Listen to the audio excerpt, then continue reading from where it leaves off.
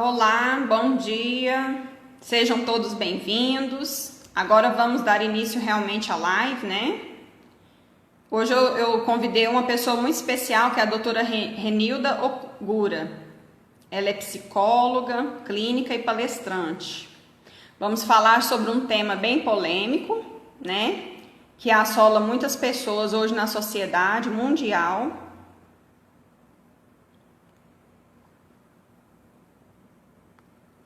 Sejam todos muito bem-vindos, né? Eu não vou, às vezes, ficar cumprimentando um por um, porque o tema, ele é extenso e acaba sendo curto, né? Olá, Sônia, Rúbia, sejam todas bem-vindas. Aqueles que eu não cumprimentar, me perdoe, tá? Porque o tema é tão interessante, tem tanta coisa para ser falada, mas vocês podem participar, vocês podem fazer perguntas. Aí, depois que a doutora Renilda terminar de falar, se der tempo, aí a gente responde algumas perguntas, tá bom? Ela já deve estar entrando.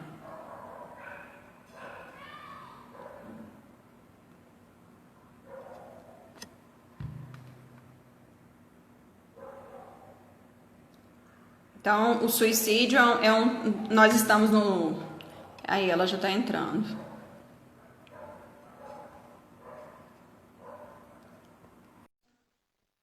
Vamos aguardar um pouquinho, que logo, logo ela estará aqui conosco. É um tema que não poderia deixar de ser tratado, né? Já que estamos ainda no mês do combate ao suicídio. Olá! Bom dia! Tudo bom, doutora? Tudo bem, doutora Bianca? Como você está? Estou bem, graças a Deus. Seja muito bem-vinda. É um prazer tê-la aqui conosco, né? Obrigada por ter aceito o convite. Fecha essa tela aí. Eu vou falar brevemente sobre o currículo da doutora Renilda. Ela é psicóloga clínica e palestrante. Tá bom o som, Renilda? Estou te ouvindo bem. Também estou te ouvindo bem. Gente, qualquer coisa, vocês dão um feedback aqui para nós. Clica no coraçãozinho para o Instagram entender a relevância do tema e compartilhar com mais pessoas. Vão clicando aí no coraçãozinho. Ajuda a gente a divulgar esse trabalho. Exatamente. Sejam todos muito bem-vindos. Então, a doutora Renilda Ogura, ela é psicóloga clínica e palestrante. Formação e especialização em terapia cognitivo-comportamental. É doutora psicóloga social pela Universidade John Kennedy, Buenos Aires, na Argentina. O propósito da doutora Renilda é promover o autoconhecimento para transformar vidas. E hoje estaremos aqui, né, com essa queridíssima doutora falando sobre suicídio, elimine a dor e não a vida. Doutora Renilda, quais são as causas que levam a pessoa a cometer o suicídio? Na realidade, existem várias causas, né? Então, assim, eu quero começar com uma mensagem assim, ó. Nós vivemos nossa vida com base na expectativa do outro. Então, assim, nós devemos viver a vida, né? Não devemos viver a vida como outras pessoas esperam que a gente... As pessoas sempre esperam que a gente viva da forma que elas acham que deve ser. Então, nós precisamos, né, aprender a fazer as nossas escolhas, pois quando estamos lutando, sempre vamos estar lutando sozinhos, porque tudo está conosco, tudo está comigo. Então, nessa questão do suicídio, elimine a dor e não a vida. O suicídio é considerado um problema de saúde pública em todo o mundo. Assim, afeta pessoas de todas as classes sociais, de todas as idades, orientação sexual, ela não tem preconceito com nada nem com ninguém. Então, no mundo morre muita gente de suicídio. Uma pessoa a cada 40 segundos. E a cada 3 segundos É uma pessoa tenta, alguém tenta. Cada suicídio impacta em pelo menos 6 pessoas. O impacto psicológico, social, financeiro e familiar na comunidade chega a ser imensurável. E qual é o problema? A angústia, o desespero. A gente chama assim a dor da alma. Quando a alma dói profundo e a gente não sabe o que fazer, então, essa dor ela pode ser real, ou resultado de uma crise afetiva, ou um conflito mental. E qual o refúgio que a pessoa busca? Morrer para se livrar da dor. E quais são essas causas? São as influências da interação de fatores psicológicos, genéticos, estressores ambientais, social, cultural e psicológico. A rejeição, perda, culpa, né, é que gera toda essa dor na alma. A pessoa não sabe como lidar com essa dor, com essa angústia. E Durkheim, ele fala em seu livro Suicídio, né? Ele define o suicídio assim, um ato pessoal com características da sociedade que produz, através dos valores, normas sociais que podem influenciar o nível de interesse pela vida. Quando nós olhamos realmente para a sociedade, a influência é muito grande. E ele direciona o nosso interesse, muitas vezes esse direcionamento é prejudicial, não nos traz nada, é inútil, então continuamos vazios. E ele fala ainda que o homicídio que é um homicídio, com a intenção de matar a si próprio. Há estudos que revelam os diagnósticos de ordem decrescente. Então, assim, qual o diagnóstico de ordem decrescente? Assim, qual é o suicídio? No Setembro Amarelo, quando chega em setembro, as pessoas... É uma luta muito pelo suicídio, a prevenção do suicídio. Só que, na minha opinião, deveria trabalhar na prevenção antes. Os estudos revelam aqui, ó, quais são o de crescimento, em decrescente. Primeiro, depressão. A depressão é um fator que a maior causa do suicídio está na depressão. Transtorno de personalidade. Alcoolismo e uso de drogas. Esquizofrenia e transtorno mental orgânico, que são as disfunções fisiológicas, né, cerebral.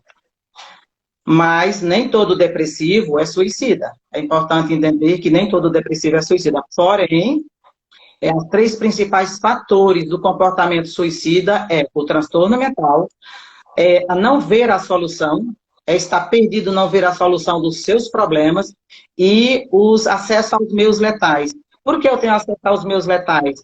Sem rede de proteção. Então, eu não tenho rede de proteção para me proteger, então se torna fatal. E essa rede de proteção, quando a gente fala de rede de proteção, assim, a pessoa já está no processo suicida e vamos proteger ele contra o suicida. Mas esse acesso de proteção é a prevenção bem antes de chegar à depressão. Então, quando a gente olha para o suicídio é uma consequência. Aí você volta para 90% das pessoas que se suicidam têm transtorno mental. Então, quando você olha para esse suicídio, que já é uma consequência, você olha para a causa, uma depressão. Só que quando você olha para essa depressão, já ainda é uma consequência. Então, se você vai olhando de consequência em consequência, só quando a gente vai tratar a consequência, a causa continua evoluindo, trazendo mais problemas, trazendo mais situações que possam levar ao suicídio. E aí existem as 3 características do estado mental do suicídio. A ambivalência, impulsividade e a rigidez. Então, essa ambivalência, ele fica em conflito. A pessoa, na realidade, ela não quer morrer. Ela quer se livrar da dor. Porque ela não consegue ver diferente. Ela é mobilizada por um impulso, esse impulso ele é transitório, dura minutos ou horas, mas um gatilho, é gerado um gatilho nessa hora e ele leva ao impulso suicida. Então, assim, quando a pessoa está ambivalente, está em conflito, um apoio emocional pode aumentar esse desejo de viver, pode aliviar essa angústia. No momento de impulsividade, é buscar acalmar essa crise para ganhar tempo. O importante, buscar ajuda profissional o mais rápido possível. Essa rigidez no pensar, sentir e agir, a pessoa é muito rígida. Ela é incapaz de perceber como sair do problema, né? Então, ela tem uma distorção cognitiva muito grande, que gera pensamentos catastróficos, muito negativos, e é um peso. E quando ele olha à sua volta, porque aí quando você olha para a depressão tem as causas. Quando ele olha à sua volta, ele se sente inútil e sem apoio. E para buscar essa solução, eu preciso buscar outras alternativas, eu preciso ter pessoas do meu lado, né, trazendo novas alternativas. Só que quando eu olho para as pessoas do meu lado, essas pessoas também podem ser uma das, vamos dizer assim, uma das causas na questão do interrelacionamento, a interação entre outra pessoa. Nós não temos problema sozinho. O nosso problema está no relacionar com o outro. Então, se relacionar com o outro, ok. Ele está falando assim, as pessoas que estão entrando, eu esqueci de olhar ali na tela. Pernambuco está aqui conosco, minha filha, minha neta, em Sertânia, Moderna, Arco Verde, Paraíba, tenho pacientes, tenho amigos, no Rio de Janeiro, Nova York, Luanda, sejam bem-vindos. Rio de Janeiro, minha cunhada, meu irmão, parentes por lá. Sejam bem-vindos todos os pacientes, amigos e familiares. Entrou direto no assunto assim. Então, as fases de alerta. Qual o maior risco, né? O maior risco do suicídio está no início da recuperação e no início da recaída. Então, assim, se ele está muito prostrado profundamente, ele começa a tomar medicamento, ele pode se sentir animado agora para se suicidar. Porque, às vezes, ele estava tão mal que ele não conseguia. Nossa. Então, assim, normalmente, quando as pessoas são internadas e elas saem, é preciso ficar muito atenta. Porque, neste momento, ela pode se sentir animada para se suicidar. Porque ela cria a expectativa de que realmente ela vai ficar boa. E quando ela sai, ela vê que não. Porque, gente, as causas... Quando você olha para o nosso interior, a causa do suicídio, ela não vai sair porque eu vou ficar internada. Ela não vai sair porque eu fiz isso ou aquilo. Não, os nossos conflitos continuam. Para onde eu for, meus conflitos continuam aqui. Eu preciso aprender a lidar com esses conflitos. Eu preciso aprender a me conhecer, a entender e me aceitar. Ressignificar, né? Construir uma nova percepção da vida, das pessoas, das coisas. Construir uma visão de mundo diferente. Então, ele desenvolve sentimentos e pensamentos assim. Quando a gente fala em pensamento, tem as crenças por baixo. Então, tem a crença de desamparo, desamor e desvalia. Todo pensamento ele vai gerar um sentimento que gera uma ação. Só que os pensamentos inconscientes, nós não sabemos, não conhecemos. Sentimos através do que? Do sentimento. Então, é preciso ficar alerta à fala, porque assim, a pessoa quando quer se suicidar, ela fala, ela comenta. Então, é preciso tomar muito cuidado. Então, ela fica com tristeza muito profunda, ela fica triste, solidão, se sente desamparado, sem esperança e se autodesvaloriza. Quando ele está triste, né, ele geralmente, em alguma situação, vai dizer, eu preferi estar morto. Então, a pessoa começa a se isolar, né, se sente impotente. Aí, geralmente, uma simples frase assim, não posso fazer nada. Ele pode estar dizendo, a pessoa pode estar falando assim, sabe? Vou me matar porque eu não posso fazer nada, tá? E desamparado, não aguento mais. São frases chaves, né? E geralmente diz, sou um perdedor, sou um peso para as pessoas. Então, quando você se acha um peso para o outro, você está totalmente dependente do outro. E essa dependência te faz muito mal. Então, você está vendo, ó, eu estou dependente do outro, eu acho que eu sou um peso para as pessoas que estão indo para o suicídio, só que já tem uma depressão, que já tem uma outra causa, que já tem algo muito mais profundo. E aí, os outros vão ser felizes sem mim. Então, assim, desvaloriza-se. Agora, por que eu estou me desvalorizando? Por que eu perdi a esperança? Por que eu me sinto desamparado? Por que eu me sinto tão só e tão triste? Quando você olha para isso, então você olha, aí você vai lá para a infância, né? Porque onde é que está as maiores causas do suicídio? Estão nas feridas emocionais da infância. Que aí é o abandono, rejeição, humilhação, injustiça e traição. Essas são as 5 principais. E cada criança percebe de uma forma. E essas marcas nós carregamos para a vida adulta. E aí a pessoa pode dizer, não, mas eu não tenho. Todos nós temos. Se existe uma coisa que todo mundo precisa é fazer terapia. Porque existem informações que a gente absorve na infância que não tem como mudar. Que não tem como mudar. Se quiser fazer alguma pergunta, é só... Não, tá muito boa a explicação. Só se alguém que está participando, se alguém quiser fazer alguma pergunta, pode ficar à vontade. Eu vou passando para a Renilda e ela vai respondendo. Mas eu tô achando tão bom te ouvir que eu não quero nem perguntar por enquanto. Ok. Então, vamos continuar. Feridas emocionais. A nós pais, nós recebemos uma educação, desenvolvemos um padrão e repetimos esse padrão. Por mais que nós condenemos nossos pais, nós repetimos o mesmo padrão. Então, assim, para quem está assistindo aqui agora, que é pai, que é filho, eu faço uma pergunta. Que tipo de... Tem alguém ali fazendo uma? Noemi. Minha avó cometeu suicídio aos 83 anos. Ela sempre falou em morrer. Aí, quando ficou viúva, ela se sentia totalmente sensível. É um comentário que ele está lendo aqui. Isso. Nossa, para você ver, se suicidou com 83 anos, né? Trauma do passado como anamnese. Então, assim, ó, os pais. Pergunto assim, ó, que tipo de amor você tem pelos seus filhos? Quando eu começo a refletir no amor dos pais, não porque eles sejam ruins, é importante entender. Nossos pais não são isso nem aquilo por causa de algum trauma que eu sofro. Eles simplesmente receberam menos ou não tiveram a percepção. Eles estão dando o que eles receberam, pelo menos, ou receberam ou perceberam dessa forma. Mas também aos filhos, que tipo de amor você tem pelos seus pais?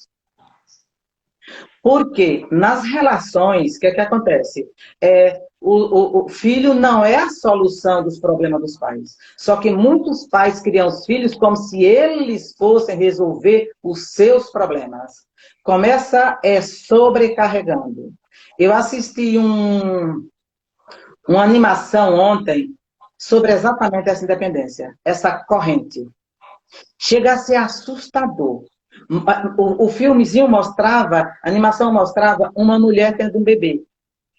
Só que ela não era casada. Ela arrumou um namorado e tem um bebê. E na hora que ela está no parto, que eles vão cortar o cordão umbilical, ela não. Traz o filho para ela. É uma representação. Esse filho manteve-se prisioneiro a esta mãe até ela morrer. Quando ela morre, ele se sente perdido e ela não permitia que ele fizesse absolutamente nada. Qualquer coisa que ele fosse fazer para a individualidade dele, para a vida dele, a representação, ela puxa o cordão umbilical para ele. Nunca arrumou ninguém. Quando ela envelheceu, que ficou dependente, ele tomou a mesma postura que ela e fazia a mesma coisa com ela. É como se ela tivesse tornado o bebê que ele vai tomar de conta. E aí, quando ela morre, ele fica apavorado, desesperado, sem saber o que saber. Então, assim, muitas vezes os pais estão criando os filhos com essa superproteção, com essa dependência doentia. Então, os filhos não é solução para os meus problemas.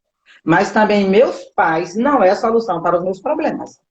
Eu preciso aprender que, se eu identifico que os meus pais estão com um comportamento prejudicial, porque hoje nós temos a possibilidade de enxergar, com um clique na internet, você descobre um monte de coisa. Aí, quando você identifica, você precisa entender que os seus pais não fazem isso porque é ruim, é de propósito. É o que eles receberam, é que eles sabem fazer. Então, assim, essa distorção do amor destrói. Ele mata. Isso é muito grave. E para se amar, precisa primeiro se respeitar. Só que a gente vê muita relação patológica, doentia, egoísta, que incapacita, tira a liberdade.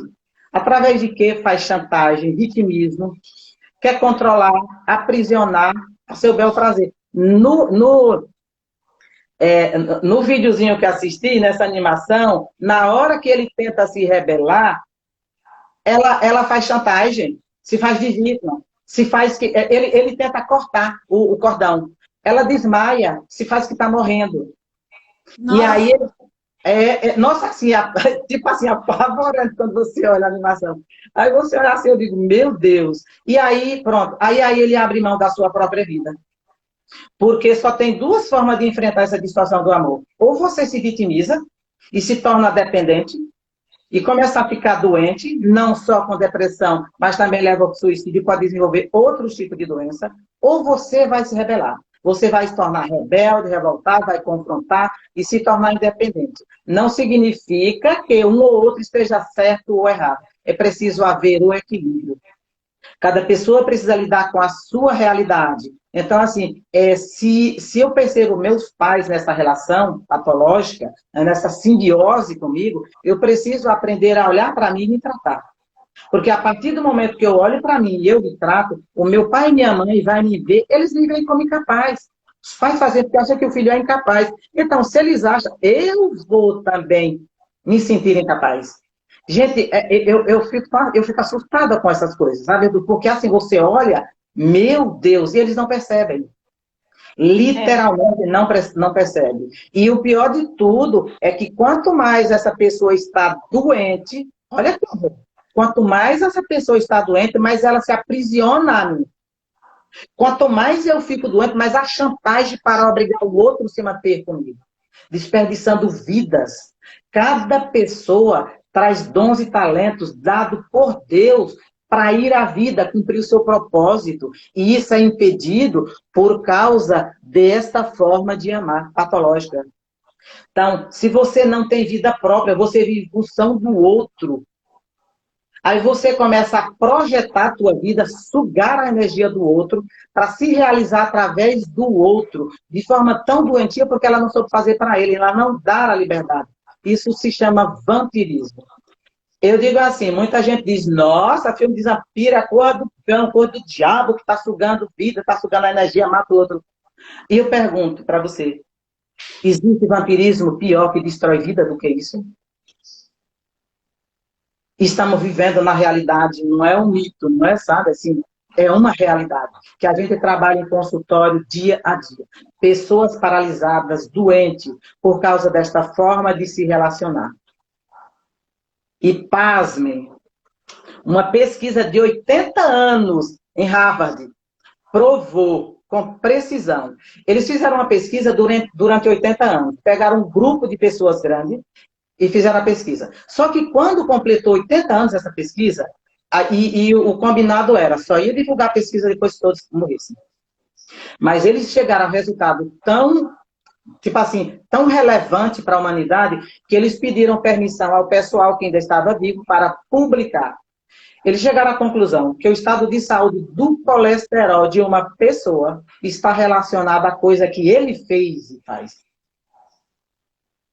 Nossa, quando você olhar assim, por que as pessoas estão com nível de colesterol tão alto hoje? Por que é que está desenvolvendo diabetes e um monte de doenças? E o fator determinante da felicidade vem do número de pessoas que você se importa. Isso é o resultado da pesquisa. Saúde mental e física tem uma relação direta, olha só, direta, com o número de pessoas com quem você se importa. Que interessante. E olha, é uma pesquisa antiga, viu? Eles fizeram durante... Faz sentido, né, Renilda? Faz todo sentido o resultado dessa pesquisa. Exatamente. E aí, ó, quanto maior o número de pessoas com quem você se importa, mais saudável é sua mente e seu corpo. Então, assim, com quem é que você se importa? Se importa de fato. Não é querer controlar. Não é querer aprisionar do seu lado. Não é querer sugar, se vitimizar e fazer o outro de vítima. Destruir a vida do outro. O outro poderia construir uma vida, sabe assim, e que também poderia me ajudar a crescer. Mas não. E quando eu me encontro nessa situação, preciso o quê? Buscar ajuda. Só que muita gente está assim, ó, não consegue perceber. E aí a gente essa relação que você disse entre pais e filhos, ela é muito, mas é muito comum, né? Onde a mãe ou o pai se vitimizam. Ah, porque se você não fizer assim, é porque você não ama seu pai, você não ama sua mãe. Aí você fica aprisionado naquela aprisionado. Porque, ó, a vida da gente. Exatamente, trava, destrói literalmente. Porque eu não vou ter filho para cuidar de mim. Exatamente. Gente, eu vou criar filho para cuidar de mim? Isso é muito doentio. Uhum. Muito doentio. Então, eu preciso me cuidar, enxergar. Por isso que o autoconhecimento liberta. Porque quando eu olho para a minha situação, e as pessoas não conseguem ver e não querem ver porque dói. E sabe por que quando eu olho? Quando eu olho e eu vejo isso, eu preciso tomar uma atitude. Eu tenho que fazer alguma coisa. E a cadeira de conforto é melhor, né? Melhor não fazer nada. Tá tão bom aqui, não importa se eu estou destruindo, me autodestruindo e destruindo o outro. É uma distorção do amor. E ele chegará à conclusão, olha, a conclusão final. O que determina a felicidade é o amor que você sente pelas outras pessoas. Então, assim, quem você ama de fato? Este amor é real de verdade? É incondicional? Ou você Isso. quer controlar a vida da pessoa segundo aquilo que você acha que é certo? O que é certo para você pode não ser para outra. E cada pessoa tem uma vida. Deus deu vida, individualidade que precisam ser respeitadas. Aí você olha assim, quando você olha para o mundo cristão, não é para as pessoas gerais, diz assim, olha, isso é um pecado, você vai para o inferno. E quando você destrui a vida de uma pessoa dessa forma, impediu ela de cumprir o propósito. Deus deu este filho para você. Filho é para você gerenciar a vida dele, ensinar ele a gerenciar a própria vida e devolver para o ciclo da vida. E ele vai repetir o mesmo processo aprendido comigo. Aí Deus deu dons e talentos. A gente não está aqui à toa. E quando você pega seus dons e talentos e você não usa, eles vão apodrecendo. E você vai morrendo. Só que você vai morrendo por uma escolha sua. Porque possibilidades e oportunidades. Dói começar alguma coisa. É muito difícil. Porque a luta é com você. O maior inimigo está dentro de você. E tudo que a gente quiser, a gente consegue. Só que você precisa fazer a sua parte. Deus está aí, Deus já deu tudo para a gente. Estabeleceu leis e princípios. E a partir do momento que você faz a sua parte, tudo está disponível para você. E na pesquisa ainda diz, saúde mental e física também vem do número de pessoas que você ama e se importa. Então, quantas pessoas você ama de verdade? Você também está fazendo chantagem? Você também está repetindo a mesma chantagem? Porque a gente aprende. E assim, não é porque, eu sou, não. A gente aprende, é o padrão. É o padrão. Então, assim, se você se preocupar com pessoa, a pesquisa conta, se você se preocupar, olha só, se preocupar com as pessoas, liberta da amargura, das correntes do ego, porque o nosso ego é gigantesco, do sofrimento atroz de supor que você é o poço legítimo dos sofrimentos da Terra. Isso é o resultado da pesquisa ainda, tá? É a conclusão que eles chegaram. E olha, só o amor liberta você da dor. A Juliana está salgada aqui, tá? Como lidar com esse inimigo dentro de mim? Alguém está perguntando como lidar com o inimigo dentro de mim. Buscando ajuda profissional, Juliana. É preciso buscar ajuda profissional, é preciso se abrir, é preciso aceitar sua dor. Né? Aprender a se aceitar. Porque o que acontece? Quando nós estamos com pais que não nos aceitam como somos, eles começam a impor esse tipo de coisa, nessa relação patológica. E eu começo a me sentir inútil, eu começo a me sentir incapaz de lidar com as coisas do meu interior, com as coisas que eu já absorvi quando criança, deles mesmos, dos pais, né? Entendendo que os pais não são ruins por isso, tá? Eles aprenderam dessa forma, eles receberam talvez pior do que a gente. Então, quando eu descubro isso, quando eu começo a olhar, eu vou entender e respeitar os meus pais. Eu vou ver esses pais como eles são de verdade. Aí eu vou amar eles como eles são. Porque quando a gente é criança, só existe um Deus no mundo. Só existe um Deus, os pais. Então, tem uma máscara assim, eu não enxergo. Quando ele sai, quando a gente sai, essa máscara cai. Quando essa máscara cai, a gente começa a ficar com vergonha dos pais. Quanto mais cedo isso acontece, mais saudável. Por isso que na fase da adolescência eles ficam revoltados, porque eles estão enxergando e estão construindo sua identidade e buscando vida. Conta o tempo aí, viu? Prepara aqui com o tempo. Então, é importante, né? É importante ter essa consciência. E saber que os pais estão fazendo isso, não é porque eles não gostam de mim, eles gostam, só que está sendo distorcido porque eles receberam isso. Então, eu preciso quebrar esse padrão. A partir do momento que eu mudo o padrão, eles também começam a me respeitar e achar que eu tenho capacidade. Porque muitas vezes eles acham que a gente é inútil, as crianças são inúteis. Então, assim, o poço de sofrimento, eu não estou, eu escolho estar. Tem dores sim, então eu preciso buscar ajuda, me abrir o apoio das pessoas amigas, da família, é muito importante nesse momento. Então, assim, olha, a Harvard investiu milhões para descobrir que só o amor liberta você da dor. E para chegar à conclusão, olha só, que fora da caridade e do amor não há salvação. Você vê, a ciência comprova o que a Bíblia já fala. Ó, certo. Há mais de 2000 anos, né? Mais de 2000 anos. Só que quando você não olha, quando você não estuda, Jesus falou assim, ó, Jesus falou, quando você vê um pregador, você chega em casa, pega a palavra e vai olhar se o que ele falou é conivente com o que está escrito lá. Só que o que é que a maioria faz hoje? Acredita no amém que está falando lá e não confere na Bíblia. Quando você começa a olhar a Bíblia, eu olho assim, eu digo, meu Deus, por que é que isso não foi ensinado? Por que é que a gente não aprendeu isso desde sempre? Seríamos outra pessoa. O mundo seria uma igreja. Se fosse ensinado o amor e os ensinamentos de Cristo. Quanto tempo? Então, o amor pode combater o suicídio. O gatilho da depressão começa bem antes com o ato de desamor. Então, assim, para prevenir o suicídio em setembro, precisa o quê? Mudar nossas atitudes nos meses anteriores. Então, assim, começa janeiro, que tal a gente começar a se perdoar e perdoar o outro? Olhar para dentro da gente, começar a olhar, porque carregamos muita dor e angústia e não nos perdoamos. Se eu não me perdoo e não me amo, vou amar? Ah, ótimo. Renilda, é aquele mandamento, né? Amar a Deus sobre todas as coisas e o próximo como a ti mesmo. Se no processo de autoconhecimento eu consigo descobrir, né? Me auto-amar, me valorizar, ter autocompaixão comigo mesma, né?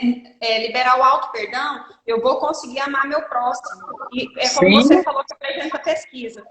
Quanto mais eu amar as pessoas incondicionalmente, não impondo condições para isso, mas eu vou alcançar a felicidade, esse estado de plenitude. Com certeza. Né? Com certeza. E eu digo assim, ó, eu digo assim, ó, Jesus chegou assim, de olhou para esse povo e disse assim, ó, gente, 10 mandamentos é demais. Joga fora, eles não vão conseguir, não. Só 2, só vou dar 2. Ama a Deus sobre todas as coisas e o próximo como a ti mesmo. Gente, quando você olha para esses dois, para essas duas máximas, se você conseguir cumprir pelo menos 50% disso, e pode ser até menos, gente, você está cumprindo os outros. Você está cumprindo os outros. Então, assim, elogiar e reconhecer as pessoas, o seu valor e o valor das pessoas em fevereiro. Pedir desculpa pelos erros em março. 1º de abril, seja verdadeiro consigo e com o outro. É verdadeiro. A gente tem máscara, de mentira. E isso gera incongruência e dor dentro da gente. E aí, Mário, preserva a imagem do outro. Parando de fofocar, de julgar, de condenar, de se achar que é melhor para o outro, de se achar que isso e aquilo. Porque a gente está isso no inconsciente coletivo, é uma luta constante para a gente se livrar disso dentro da gente. Em junho, trabalho social. Olha o amor, ó, amor, voluntariado para ajudar outras pessoas. Quando a gente vê a necessidade, a dor e a angústia de muita gente por aí, a gente olha, meu Deus do céu, como eu sou privilegiada. Muito obrigada, Senhor. Isso não significa que eu não sinta conflito, não sinta dor. Sinto, sim. Agora, como é que eu vou enfrentar isso? Como é que eu vou lutar? Como é que eu vou estar lidando com essa situação? E em julho, que tal não abusar de ninguém? Porque quando se fala em abuso, se fala em abuso sexual, se fala em abuso... Gente, o abuso psicológico, o abuso afetivo, porque essa questão do amor patológico é um abuso. Porque você está destruindo uma vida, literalmente. Você está destruindo um sopro de Deus na pessoa. Você está matando a alma. É grave. Né? E você está destruindo essa luz que veio para levar sua luz também ao mundo. E por isso que em agosto espalhe amor e luz à sua volta. Só que para a gente espalhar amor e luz à nossa volta, eu preciso construir isso dentro de mim. Então, felicidade, amor e paz não vem de fora. Ele vem de dentro para fora. Somos nós que construímos. E por que nós construímos? Porque a gente aprende a dar valor a isto. Quando eu construo, quando eu sei quanto custa, e quando eu olho para mim e vejo essa dor e essa angústia, aí eu paro de condenar e julgar o outro. É um processo que começa a aceitação incondicional do outro. Porque era a minha dor, né?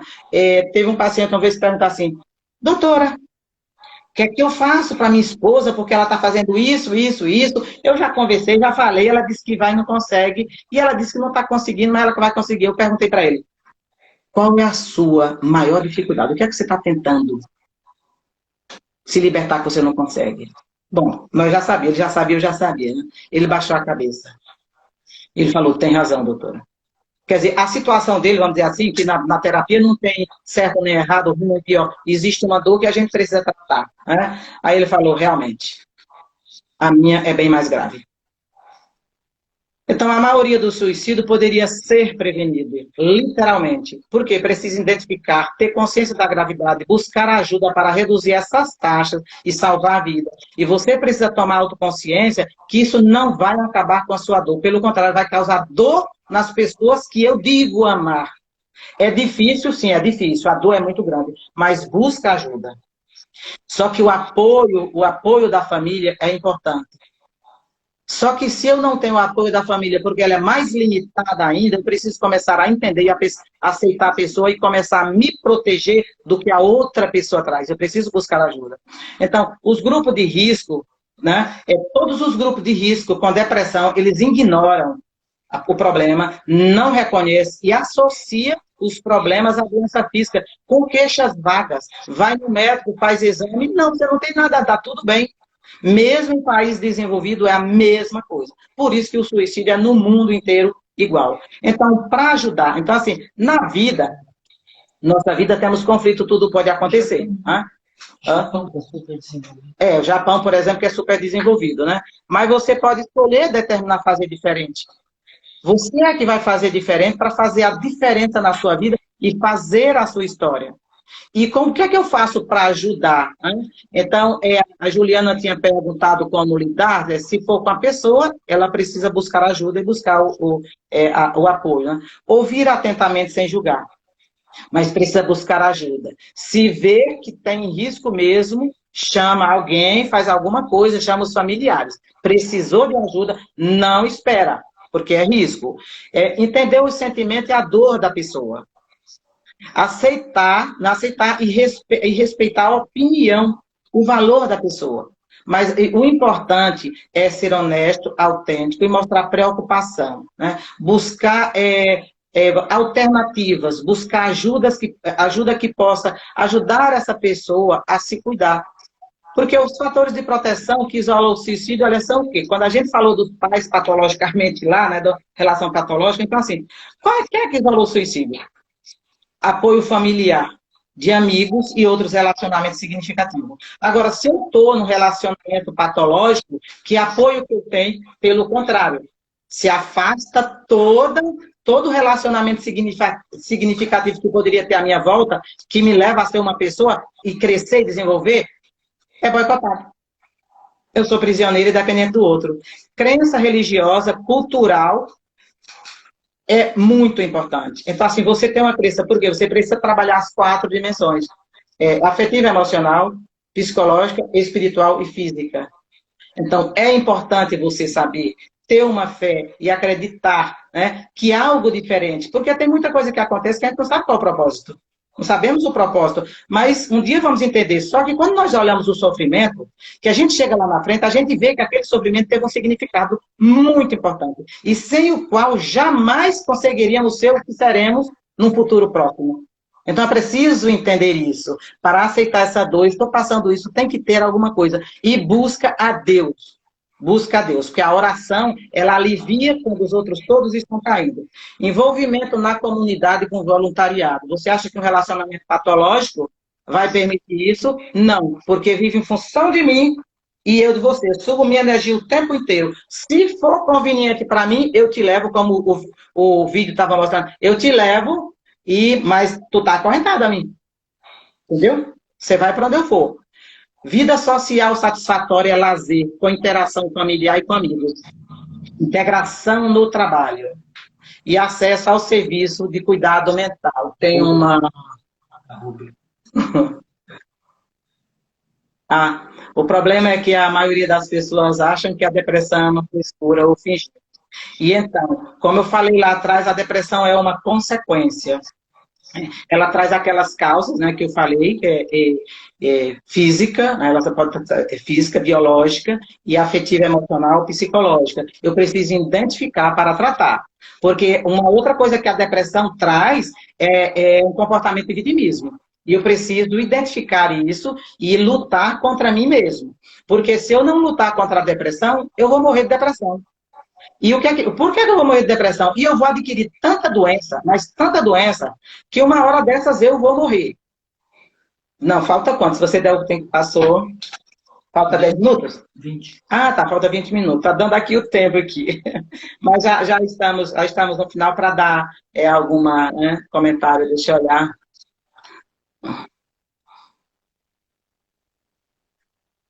Ô, meu irmão no Rio fazendo comentário. Um abração, muito obrigada. É isso mesmo, meu irmão. Beijos.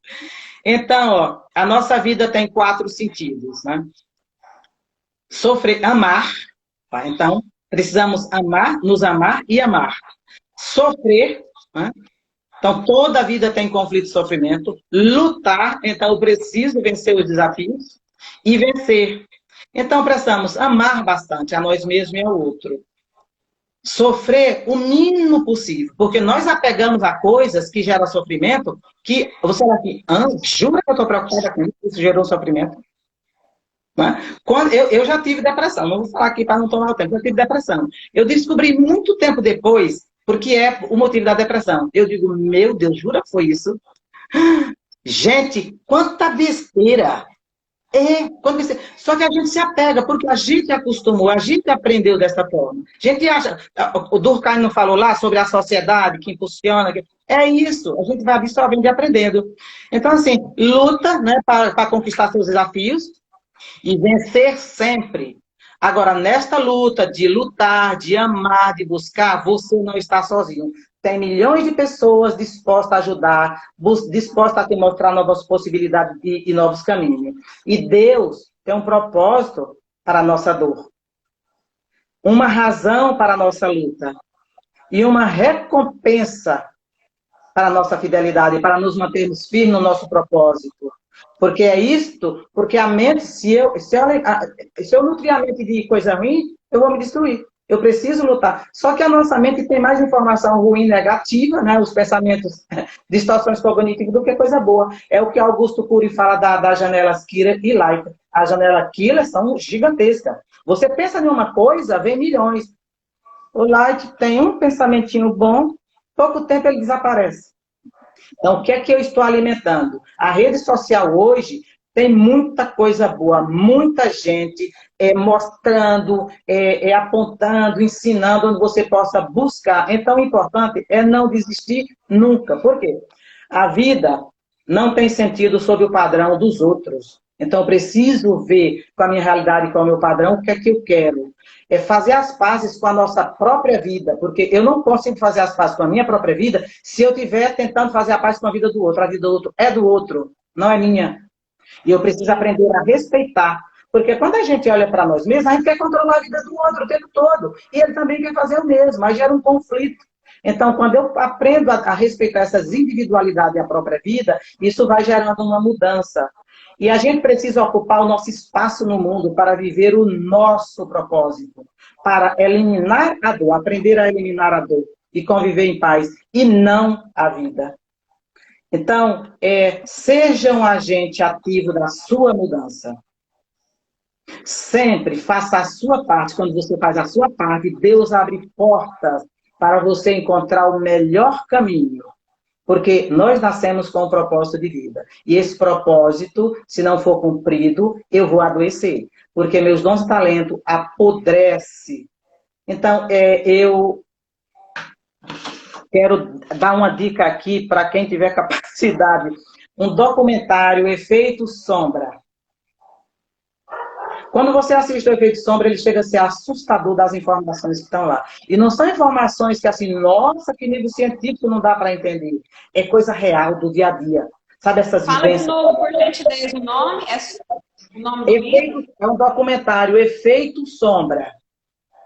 Efeito Sombra. Nossa, ele conta as histórias lá, quando você olha, você diz, nossa. E assim, não é uma coisa que, sabe, começou hoje, está hoje, não. Cada informação que tem lá, assim, nossa, que você vê no dia a dia, sabe? Nossa, por que é que ninguém falou? Por que é que ninguém disse? Então, assim, você vê. E o livro, tem um livro também para as questões, porque nossos problemas são afetivos emocionais e relacionamento. A cura para os traumas emocionais, é do David Assimov. Não sei se dá para ver aqui, não sei. Afasta um pouquinho. A cura. A cura para os traumas emocionais. Para você quebrar as correntes que prendem você ao passado e às experiências dolorosas e libertar. Renilda, minha querida, está faltando apenas 9 minutos e já aconteceu de o Instagram não deixar tá. salvar o vídeo. Tá. Não, eu já encerrei, eu só estou dando a dica assim. Então, assim, eu desejo o melhor que você possa ser e ter, e isso depende de você. É difícil, é dolorido, mas não desista. A partir do momento que você busca ajuda, Deus abre as portas e pessoas aparecem para ajudá-lo. Então, muito obrigada pela oportunidade de compartilhar conteúdo que transforma a vida. Um abraço a todos os pacientes, amigos que estão aí e a todos os familiares. Um beijo no coração. Eu agradeço muito a doutora Bianca pela oportunidade de estar aqui nessa live com ela, compartilhando todo esse conhecimento que pode ajudar a muitas pessoas. Então, eu estou aqui de boca aberta, né? Diante de tanto conhecimento, tanto esclarecimento e informações que são relevantes, né? Estou estarrecida aqui. E não tem nem muito o que falar. Portanto, que eu fiquei mais calada, porque é um momento de aprendizado, né? A gente aprendeu muito aqui com você, doutora Renilda. Muito obrigada. Eu gostaria de agradecer a todos que estiveram presentes, né? Agradecer àqueles que ainda vão assistir. E só tem uma coisa a te dizer, gratidão. Eu aprendi muito nesta manhã de domingo. Muito obrigada pela participação. Gratidão. Alguém tirou print? Beijo, Bianca, muito obrigada.